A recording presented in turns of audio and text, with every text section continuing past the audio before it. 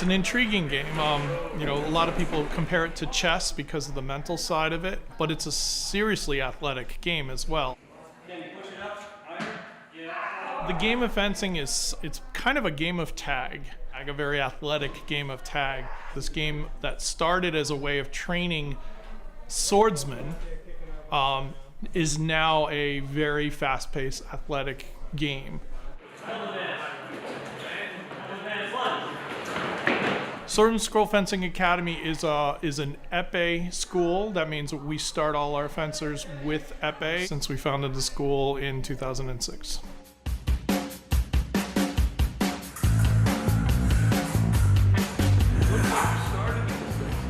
We intended to teach the techniques, but we also really wanted all of our students to be students of the game. So it wasn't just about learning and doing the exercises, it was also about spending time really understanding the techniques, historically understanding the techniques, and paying attention to the changes in the game now.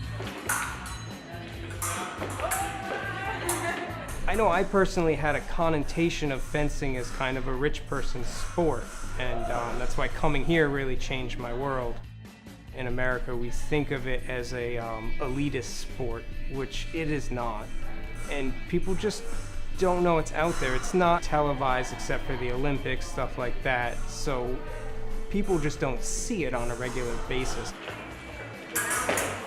I feel like it's regarded as sort of a sport for the privileged or something like that. Only Ivy League students, go and do fencing. And I guess it's really popular in Europe, but not so much in America just because of the stigma behind it. It's kind of an expensive sport. You need a lot of equipment, so schools aren't always ready to provide it like with other sports. So kids aren't always introduced to it. I think people are more focused on like the mainstream sports, stuff that you'd see on ESPN or so, like football and basketball and soccer. Fencing doesn't really have that. And it's hard. It's really hard. People's blades. So one of the hardest things about What Drew does here for low-income families, making fencing affordable, is a really great thing that he's doing, and I want to support that, and I want to support this club because I love everything they do.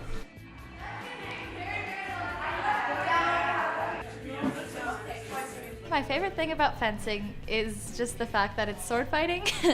It's a lot of hard work, but it is one of the best things in the entire world, especially when you get a touch. It feels amazing.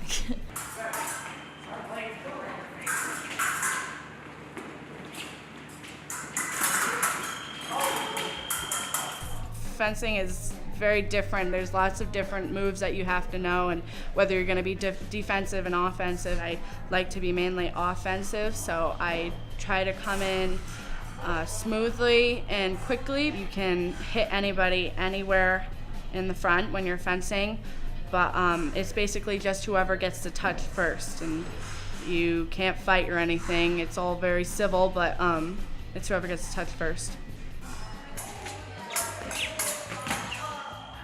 Offense is probably my favorite. It's the most fun and it's the most satisfying when you just overwhelm your opponent's defenses.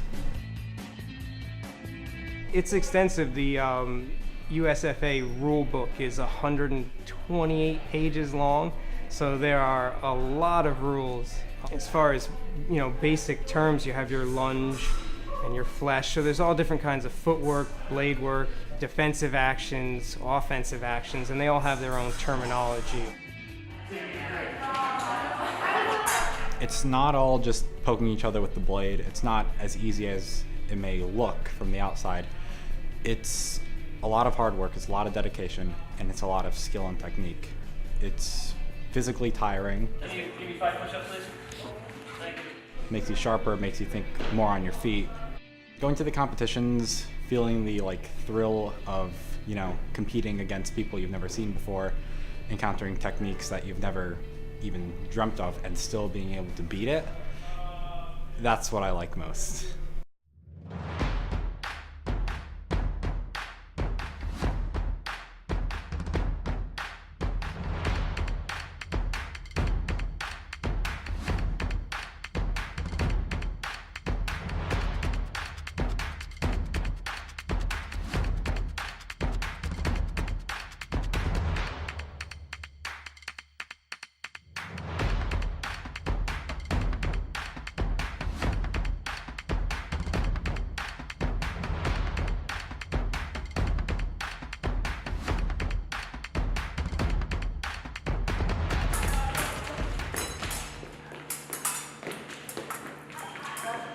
Probably the biggest myth is that the swords are sharp, or they're not. They're dull. Don't expect that you're not going to get bruised because, you know, we're still stabbing each other.